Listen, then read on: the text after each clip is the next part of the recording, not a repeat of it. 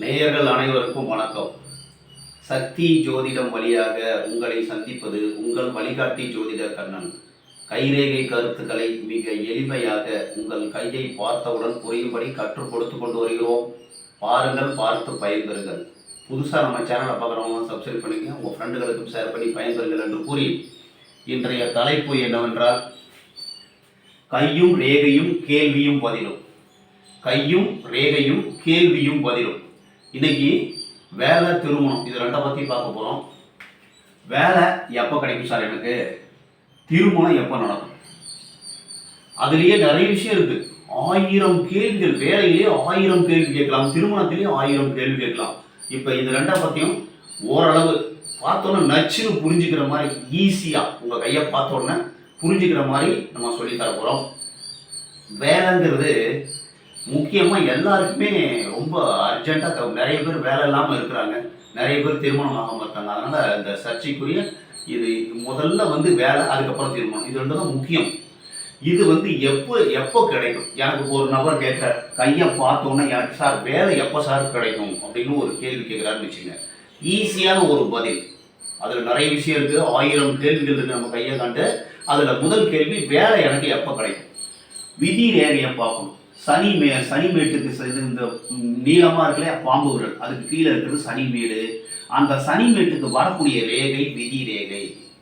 அந்த விதி ரேகை எந்த வயதில் ஆரம்பமோ அப்பொழுது உங்களுக்கு வேலை கிடைக்கும். எடுத்துக்காட்டுக்கு இந்த கையில் ஒரு விதி ரேகை போட்டிருக்கேன். இந்த விதி ரேகை ஒரு 25லிருந்து உங்களுக்கு வேலை கிடைக்கும்னு சொல்லிடலாம். அடுத்த கேள்வி, வேலையிலேயே எனக்கு பர்மனெண்ட்டாக வேலை கிடைக்குமா, எந்த வயசில் பர்மனெண்ட் வேலை கிடைக்கும்? இது ஒரு கேள்வி கேட்பாங்க. பர்மனெண்ட்டாக வேலை கிடைக்கும், எந்த வயசில் வேலை கிடைக்கும்? பர்மனெண்ட்டாக வேலை கிடைக்குமா, எந்த வயசில் வேலை கிடைக்கும்? இப்போ ஆயுள் ரேகையிலேருந்து விதி ரேகை ஆரம்பிச்சு போகும் சார். இது கரெக்டாக பார்த்தோம்னா ஒரு 30 வயசில் உங்களுக்கு பர்மனெண்ட்டான வேலை கிடைக்கும் அப்படின்னு நம்ம சொல்லிடலாம். சார் எனக்கு அரசாங்க வேலை கிடைக்குமா? அதே அந்த ஆயுள் ரேகையிலிருந்து விதி ரேகை ஆரம்பிச்சதுன்னா மோஸ்ட்லி பர்மனெண்ட் ஜாப் வேலை கிடைக்கும். அப்படி இல்லை, ஒரு சில பேருக்கு இதே இடத்துல சூரிய ரேகையும் ஆரம்பிக்கும். இதே சூரிய ரேகையும் இந்த விதி ரேகை, ஆயுள் ரேகையிலேருந்து சூரிய ரேகை ஆரம்பிச்சு போச்சுனாலும் கவர்மெண்ட் வேலை கிடைக்கிறதுக்கு வாய்ப்பு இருக்குது.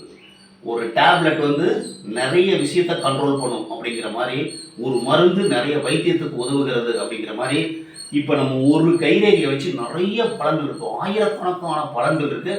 அதில் ஒரு சில விஷயங்களை தான் நான் சொல்ல முடியும், நிறைய எல்லாத்தையும் சொல்ல முடியாது. 10 நிமிஷம் காணொலியில் எல்லாத்தையும் சொல்ல முடியாது.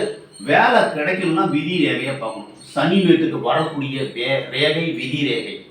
அந்த விதி ரேகை எப்பொழுது ஆரம்பமோ அப்பொழுது வேலை கிடைப்பதற்கு வாய்ப்பு உண்டு. ஒன்று, பர்மனெண்ட்டாக வேலை கிடைக்குமா சார் அப்படின்னா இந்த ஆயுள் ரேகையிலிருந்து விதி ரேகை ஆரம்பமாகும் வயதை பார்க்கணும். அந்த வயசில் பர்மனெண்ட்டான வேலை தனியார்லேயும் கிடைக்கலாம், கவர்மெண்ட்லேயும் கிடைக்கலாம். 90% பேருக்கு கவர்மெண்ட் ஜாப் கிடைக்கிறதுக்கு வாய்ப்பு இருக்குது. ஒரு சில பேருக்கு தனியார்லேயே பர்மனெண்ட்டான வேலை கிடைக்கிறதுக்கும் வாய்ப்பு இருக்குது. வேலையிலேயே ஒரு சில பேர் கேட்பாங்க, சார் நான் வேலை எப்போ பார்த்தாலும் செய்கிறேன், எனக்கு ஒரு தடை தாமதம், எங்கேயுமே பர்மனெண்ட்டாக வேலை செய்ய முடியல சார், இதுக்கு கைரேகை எப்படி சார் இருக்கும் அப்படின்னு கேட்டோம்னா, இந்த விதி ரேகை சனிமேட்டுக்கு வரதான் விதி ரேகைன்னு சொல்லியிருக்கோம். இது சந்திரமேட்லேருந்து ஆரம்பிக்கும் சார். சந்திரமேட்லேருந்து விதி ரேகை ஆரம்பிச்சு போகுது சார். அப்போ ஒரு இடத்துல நீங்கள் வேலை செய்ய முடியாது. சந்திரனும் சனியும் புணர்வு தோஷம்னு சொல்லியிருக்கோம். அவருக்கு இல்லைன்னா அவருடைய வாழ்க்கை துணைக்கு அந்த ஒரு சந்திரனும் சனியும் சேர்ந்துருக்கும், இல்லை சந்திரனும் சனியும் பார்க்கும். இது மாதிரி உங்கள் ஜாதகத்தில் இருக்கும், இல்லைன்னா உங்களுடைய மனைவிக்கு இருக்கும். இந்த மாதிரி இருந்ததுன்னா தோஷம். கணவனும் மனைவியும் ஓரளவு ஒருவரே அப்படிங்கிறது தெரியும். இப்போ இந்த கையை பொறுத்தவரைக்கும் மனைவிக்கு சொல்லலாம், கணவனுக்கு சொல்லலாம். ஒரு மனைவி எப்படி இருப்பார், இந்த ஒரு ஆணுடைய கையில் மனைவி எப்படி இருப்பார், எப்படிப்பட்ட மனைவி அமையுங்கிறது பார்த்து சொல்லலாம். அதே பெண்ணுடைய கையில் எப்படிப்பட்ட கணவர் கிடைப்பார் அப்படிங்கிறத நம்ம பார்த்து சொல்லலாம். இது ரெண்டுமே ஓரளவு நம்ம கையில் பார்க்க முடியும். மிச்சதெல்லாம் ஜாதகத்தில் நிறைய விஷயம் பார்க்கலாம். ஆனால் ஜாதகத்தில் சனியும் சந்திரனும் சேர்ந்துருந்தாலோ, சனியும் சந்திரனும் பார்த்துக்கிட்டாலோ புணர்வு தோஷம்னு சொல்கிறோம்.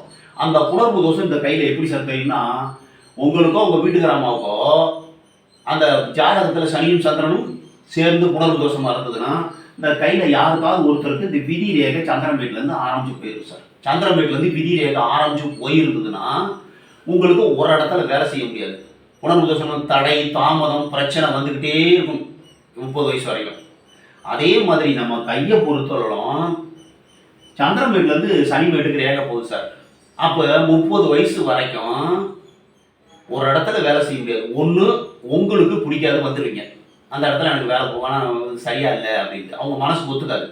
ஒன்று அந்த வேலை கொடுக்குறாங்க பார்த்தீங்கன்னா அவங்க நீங்கள் சரியா இல்லை, நீங்கள் வந்து நேர்மையாக இருக்கிறீங்க, உங்களை வந்து இந்த வேலைக்கு சரி வராது, இதில் கரெக்டாக நீங்கள் செய்ய மாட்டீங்கன்னு சொல்லி அனுப்பிச்சிடுவாங்க. ஏதாவது ஒரு காரணத்தை சொல்லி பல இடங்களுக்கு ஒரு கம்பெனி ஏறி இறங்குவாங்க. ஒரு கம்பெனியில் பார்த்தா 3 மாதம் வேலை செய்வாங்க, 6 மாதம் வேலை செய்வாங்க, 1 வருஷம், அதுக்கு மேலே வேலையே செய்ய முடியாது. அதுக்கப்புறம் அந்த 30 வயசுக்கு மேலே தான் உங்களுக்கு ஒரு பர்மனெண்ட்டாக ஒரு இடத்துல வேலை செய்கிறதுக்கு வாய்ப்பு இருக்குது.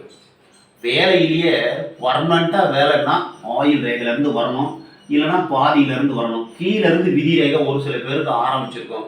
அவங்களுக்கு எப்படி சார் நீங்கள் கண்டுபிடிப்பீங்க வேலை எப்போ கிடைக்கும்னு அப்படின்னா, இந்த விதி ரேகை இருக்கு இல்லையா, இப்படி விதி ரேகை கீழேருந்து வருது சார், விதி ரேகை கீழேருந்து வருது. இப்போ இவங்களுக்கு வேலை எப்போ சார் கிடைக்கும் அப்படின்னு நம்ம முடிவு பண்ணணும் கேட்கணும்னா, இப்போ சின்ன வயசுலேருந்து பிறந்ததுலேருந்து அவங்களுக்கு வருமானம் வந்துகிட்டு இருக்கும். ஏதாவது ஒரு வயசில் இந்த ஆயில் ரேகையில் இந்த விதி ரேகையில் தடை காணும். அந்த தடை காணக்கூடிய வயசில் உங்களுக்கு வேலை கிடைக்கிறதுக்கு வாய்ப்பு இருக்குது. இப்படி தான் நம்ம கண்டுபிடிக்கணும். வேலையில் நிறைய விஷயம் இருக்குது, அதெல்லாம் வந்து சிம்பிளாக சொல்லி கொடுத்துருவோம் உங்களுக்கு புரிகிற மாதிரி.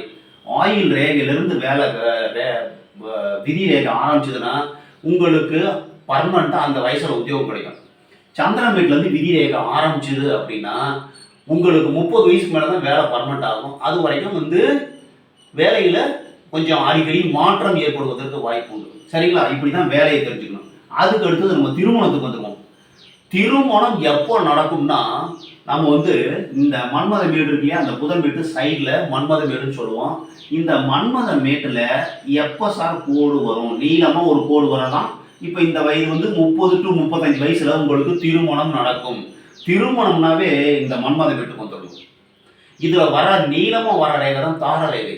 இந்த தார ரேகை 35 வயசில் வருது. இது வந்து இந்த இடத்துல இருந்து இந்த இறுதி ரேகையிலேருந்து இந்த இது வரைக்கும் 70 வயசுன்னு கணக்கு பண்ணும். அப்போ 30 to 35 வயசில் உங்களுக்கு திருமணம் நடக்கும். ஒரு சில பேருக்கு கொஞ்சம் முன்னாடியே நடந்துடும். அது எப்படி கண்டுபிடிக்கிறது சார்? ஒருத்தர் கையை பொறுத்து தான் இருக்கும். சுக்கிரமேடு அதிகமாக இருந்ததுன்னா அவங்க சீக்கிரம் கல்யாணம் பண்ணிடுவாங்க சார். குருமேடு அதிகமாக இருந்து குருமேட்டில் நல்ல ரேகைகள் இருந்ததுன்னா சீக்கிரம் கல்யாணம் பண்ணிடுவாங்க. இப்போ திருமணம் எப்போ நடக்கும், எந்த வயசுல? 35 வயசுல திருமணம் நடக்கும் கண்டுபிடிச்சிடும். இப்போ ஒருத்தர் கேள்வி கேட்கிறார், சார் எனக்கு காதல் திருமணம் அமையுமா, அரேஞ்ச் பண்ணி கல்யாணம் பண்ணுவோம்?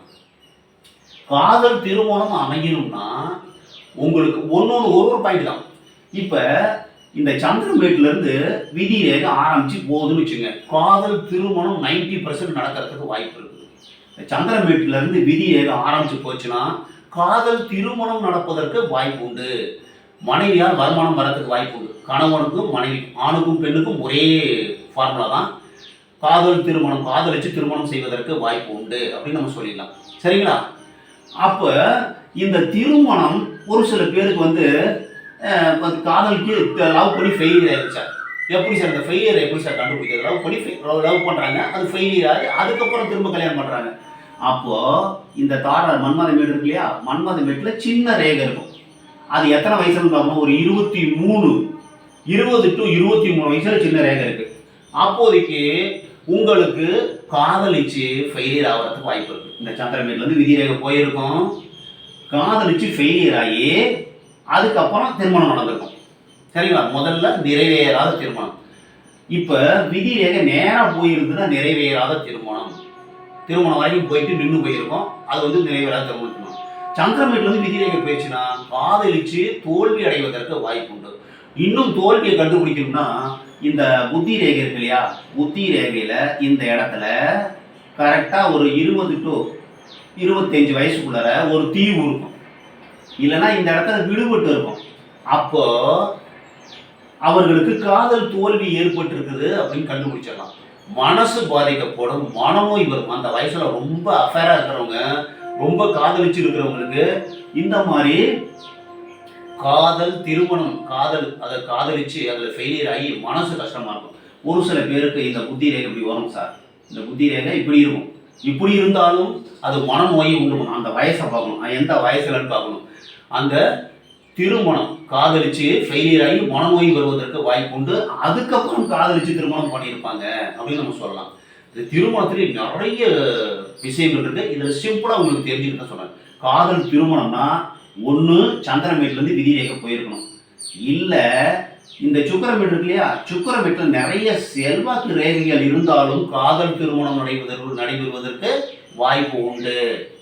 அதே மாதிரி இந்த மன்மத மேட்டில் ஒரு ரேகையாவது இந்த திருமணத்துக்கு முன்னாடி ஒரு ரேகையாவது சின்ன ரேகை வந்துருக்கும். அப்போ காதல்னா நிறைய காதல் பண்ணுவாங்க. ஒரு சில பேர் பிடிக்காம அடுத்தது இன்னொரு தரம் காதல் பண்ணுவாங்க. அந்த மாதிரி இருக்கிறத கண்டுபிடிச்சிடலாம். காதல் திருமணம் நடக்குமா அப்படின்னா சந்திரமேட்லேருந்து விதி ரேகை போனால் காதல் திருமணம் நடக்கும். சுக்கிரமேடு நல்லா இருந்து சுக்கிரமேட்டில் செல்வாக்கு ரேகை இருந்தால் காதல் திருமணம் நடக்கிறதுக்கு வாய்ப்பு இருக்கு. அதே மாதிரி இந்த மன்மத மேடு இருக்கு இல்லையா, மன்மத மேட்டில் சின்ன ரேகை இருந்ததுன்னா காதல் திருமணம் நடக்கிறதுக்கு வாய்ப்பு இருக்கு. புத்தி ரேகையில தீவோ வெட்டோ துண்டோ இருக்கும் பொழுது அந்த வயதில் அந்த வயசை பார்க்கணும். அந்த வயசுல இருந்ததுன்னா உங்களுக்கு காதலிச்சு தோல்வி அடைஞ்சு மனநோய் வருவதற்கு வாய்ப்பு உண்டு. இன்னும் எனக்கு ஒரு கேள்வி கேட்கிறார் சார், திருமணத்துல மனைவி தவறி போயிடுறாங்க சார், எதனால தவறுவாங்க, எந்த ரேகை எப்படி இருந்தா மனைவி தவறுவாங்கன்னு கேட்குறாங்க. அப்ப என்ன பண்ணலாம், இந்த திருமண ரேகை இல்லையா, இந்த திருமண ரேகை இப்படி போயிட்டு ஒரு சில பேருக்கு இப்படி விதி இந்த இறுதி ரேகையை வெட்டும், இல்லைன்னா ஒரு சில பேருக்கு இப்படி நேரம் போய் இந்த வயசுல கூட வெட்டும். எந்த வயசுல வெட்டுதோ இந்த வயசுல வெட்டுதுன்னா ஒரு 25 to 30 உங்களுக்கு கண்டம் வருவதற்கு வாய்ப்பு உண்டு. கல்யாணம் பண்ணுவீங்க, ஒரு 10 வருஷம் குடும்பம் நடத்துவாங்க, வியாதி வந்துடும், மனைவிக்கு ஹார்ட் அட்டாக் வந்துடும். இறுதி ரேகையில வெட்டுச்சுன்னா மோஸ்ட்லி ஹார்ட் அட்டாக் தான், எல்லாம் வியாதி வந்து வாய்ப்பு இல்லை, ஆக்சிடென்ட் ஆகிறதுக்கு. ஆக்சிடென்ட் ஆகணும்னா இந்த சனி மேட்டை பார்க்கணும். சனி மேட்ல இறுதி ரேகையில வெட்டு இருக்கும். இல்லை இந்த இறுதி ரேகை இருக்குல்ல, இறுதி ரேகையிலேருந்து ஒரு கிளை போயிட்டு இந்த விதி ரேகையை வெட்டும் சார். விதி ரேகையை வெட்டும். எந்த வயசுல வெட்டுதோ அந்த வயதில் உங்களுக்கு மனைவி அதாவது வாழ்க்கை துணை மரணம் அடைவதற்கு வாய்ப்பு உண்டு. ஒன்றும் இறுதி ரேகையை வெட்டும், இல்லைன்னா இறுதி ரேகை வந்து தார ரேகை இறுதி ரேகை வெட்டும், அப்போது மரணம் அடைவதற்கு வாய்ப்பு உண்டு. இந்த இறுதி ரேகையிலிருந்து ஒரு கேள போயிட்டு விதி ரேகையை வெட்டும், அப்போது வாழ்க்கை துணை மரணம் அடைவதற்கு வாய்ப்பு உண்டு. இதெல்லாம் வேற அமைப்பு தான், இதெல்லாம் நடக்குதுங்கிற அவசியம் நீங்க தெரிஞ்சுக்கணும். மாணவர்கள் தெரிஞ்சுக்கணும். ஒரு கைரேகை படிக்கணும்னு ஆசைப்பட்டீங்கன்னா இதெல்லாம் தெரிஞ்சுக்கிட்டீங்கன்னா வாழ்க்கையில் ஒருத்தர் ஒரு கேள்வி கேட்கிறார், அதுக்கு பதில் தெரியலன்னு சொல்லக்கூடாது. எப்போது மரணம் அடையும், எனக்கு 2 திருமணம் உண்டா அப்படின்னு கேட்குறாங்க. ஒரே அளவுல 2 தார ரேகை இந்த மன்மத மேட்ல ஒரே அளவுல 2 தார ரேகை இருந்ததுன்னா 2 திருமணம் நடப்பதற்கு வாய்ப்பு உண்டு. இல்லைன்னா ஒரு திருமணம் வந்து முதல்ல வந்து இறுதி ரேகை டச் பண்ணிடுச்சு, அதுக்கப்புறம் ஒரு திருமண ரேகை இருக்கு. அப்போ 2வது ஒரு மனைவி இறந்துடுறாங்க, 2வது திருமணம் நடக்குமா அப்படின்னு கேட்குறாங்க. அப்போ 2வது திருமணம் எந்த வயசுல, கிட்டத்தட்ட ஒரு 40 வயசுல உங்களுக்கு 2வது திருமணம் நடக்கும் அப்படின்னு நம்ம சொல்லிடலாம். ஒரே இதுல 2 திருமண ரேகை இருக்கு சார். அப்ப முதல் மனைவியும் இருப்பார்கள், 2வது இன்னொரு மனைவியை வீட்டுக்கு தெரியாம கூட வச்சிருக்கலாம், 2 பேரையும் கல்யாணம் பண்ணி ஒருத்தர் ஒரே வீட்டுல கூட 2 பேரும் கல்யாணம் பண்ணி வச்சிருக்கிறது கூட வாய்ப்பு இருக்கு. அது மற்ற மேடுகளையும் பார்க்கணும், ரேகைகளையும் பார்க்கணும். சுக்கிரமேட்ல செல்வாக்கு ரேகை நிறைய இருந்ததுன்னா அவங்க சீக்கிரமா கல்யாணம் பண்ணிடுவாங்க, சீக்கிரமா கல்யாணம் ஆயிடும். குரு மேட்ல இப்ப காதல் திருமணமா அப்படின்னா இந்த குரு மேட்ல இன்டு மார்க் இருந்தா அதை உறுதிப்படுத்தும், காதல் திருமணமும் உறுதிப்படுத்தும். சரிங்களா? அதுக்கப்புறம் ஒரு ஸ்டார் குறி இருந்ததுன்னா செல்வ நிலையோடு திருமணம் அமைவதற்கு வாய்ப்பு உண்டு, நல்ல ஒரு உயர்ந்த இடத்தில் திருமணம் நடப்பதற்கு வாய்ப்பு உண்டு. அதே மாதிரி திரிசூலம், இந்த வெட்டுக்குறி, ஸ்டார் குறி, திரிசூலம், இது 3ல ஏதாவது ஒன்று குருமேட்டில் இருந்துச்சுன்னா காதலிச்சு திருமணம் நடப்பதற்கு வாய்ப்பு உண்டு. அதாவது வெட்டுக்குறி இருந்ததுன்னா இன்பமான திருமணம், சந்தோஷமான திருமண வாழ்க்கை. ஸ்டார் குறி இருந்ததுன்னா உயர்ந்த வாழ்க்கை துணை, உயர்ந்த இடத்தில் இருந்து திருமணம் செய்வீர்கள். அதே மாதிரி இதுல வந்து குருமேட்ல வந்து ஒரு திரிசூல் அமைப்பு இருந்ததுன்னா வாழ்க்கை துணை 2 பேருக்கு அண்டர்ஸ்டாண்டிங் நிறைய இருக்கும். இந்த மாதிரி 1000 கேள்விகளுக்கு நம்ம பதில் சொல்லலாம். வேலைன்னு கிடைக்கணும்னா விதி ரேகையை பார்க்கணும், விதி ரேகை ஆரம்பமாகும் இடத்தை பார்க்கணும், வேலையை அந்த விதி ரேகை தான் முடிவு பண்ணணும். திருமணம்னு எடுத்துட்டோம்னா மன்மத மேட்டை பார்க்கணும், மன்மத ரேகையை பார்க்கணும், அதுக்கு அடுத்து இறுதி ரேகையை பார்க்கணும், அதுக்கப்புறம் சுக்கிர மேட்டை பார்க்கணும், சுக்கிர ரேகையை அதாவது செல்வாக்கு ரேகையை பார்க்கணும். இதையெல்லாம் பார்த்து தான் திருமணத்தை முடிவு செய்யணும். வேலைன்னா விதி, விதி எப்படி இருக்கு, விதி நல்லா இருந்ததுன்னா வேலை நல்லா இருக்கும். இப்போ சப்போஸ் விதி ரேகையில ஒரு தீவு வெட்டு துண்டு தீவு வருது சார், எந்த வயசுல தீவு வருதோ அந்த வயசுல வேலை இழப்பதற்கு வாய்ப்பு உண்டு. வேலையில தடை, இப்படி தடை வந்ததுன்னா எந்த வயசுல இப்படி தடை வருதோ அந்த இடத்துல பொருளாதார தடை வருவதற்கு வாய்ப்பு உண்டு. வேலையில பிரச்சனை வரும்னா இந்த விதி ரேகையில பிரச்சனை இருக்கும், அப்ப வேலையில பிரச்சனை வரதுக்கு வாய்ப்பு இருக்கு. திருமண வாழ்க்கையில தடைனா இறுதி ரேகையில பிரச்சனை இருக்கும். திருமண ரேகை போய் இறுதி ரேகை வெட்டும் பொழுது திருமணம் பிரச்சனை ஆகிறதுக்கு வாய்ப்பு இருக்கு, கண்டம் வருவதற்கு வாய்ப்பு உண்டு. இந்த இறுதி ரேகை போயிட்டு விதி ரேகையை வெட்டும் பொழுது திருமண வாழ்க்கை, அதாவது தாரம் வந்து மரணம் அடைவதற்கு, கண்டம் வருவதற்கு வாய்ப்பு உண்டு. உடனே மரணம் அடைஞ்சிட மாட்டாங்க, வியாதி வந்து கஷ்டப்படுவாங்க, அதுல இருந்து காப்பாற்றிடுவதற்கு வாய்ப்பு உண்டு. நம்ம எச்சரிக்கையா இருந்தோம், நம்ம கையை பார்த்து இதெல்லாம் தெரிஞ்சுக்கிட்டோம்னா எச்சரிக்கையா இருந்தோம்னா அதை காப்பாற்றிடலாம். சரிங்களா? உங்க கையை பாருங்கள். இந்த மாதிரி கேள்வி பதிலாம் கையில 1000 கேள்வி பதில், கேள்விக்கு கேள்வியும் கேட்டு பதிலும் சொல்ல. ஒருத்தவங்க கேள்வி கேட்குறாங்க வரவங்க, சார் எனக்கு இப்போ வேலை கிடைக்கும், இறுதி விதி ரேகையை பார்த்துட்டு உடனே வேலை கிடைக்கும். உங்க கையில எப்படி விதி ரேகை இருக்குன்னு பார்க்கணும் இல்லையா? இதை நான் படம் போட்டு ஒரு பொதுவாக விளக்கியிருக்கேன். உங்க கையில விதி ரேகையை பார்க்கணும், மேடுகளையும் பார்க்கணும். மேடுகள் தான் ஆசையை உண்டு பண்றது. குருமேடு நல்லா இருக்குதா, அதிகாரம் உள்ள வேலை கிடைக்குமா, குருமேட்டை பார்க்கணும். சுக்கிர மேடு, அதாவது விவசாய வேலை, அதாவது சந்தோஷமா குடும்பம் நடத்துவாங்களா, சுக்கிரமேட்டை பார்க்கணும். சுக்கிர ரேகையை பார்க்கணும், அதாவது செல்வாக்கு ரேகையை. அந்த மாதிரி கையில உள்ள ஆயிரக்கணக்கான கேள்விகளுக்கு ஆயிரக்கணக்கான பதில்கள் நல்லா திறமையா சொல்ல முடியும். இந்த கை ரேகையை பத்தி தெரிஞ்சுக்கிட்டீங்கன்னா உங்க வாழ்க்கை உங்க கையில இருக்கு. நீங்க வந்து ரொம்ப கஷ்டப்படாம ஈஸியா கண்டுபிடிச்சிக்கலாம். பாருங்கள், பார்த்து பயன்பெறுங்கள். மற்றும் ஒரு சிறப்பான காணொளியில் உங்களை சந்திக்கும் வரை உங்கள் வழிகாட்டி ஜோதிடர் கண்ணன். வணக்கம்.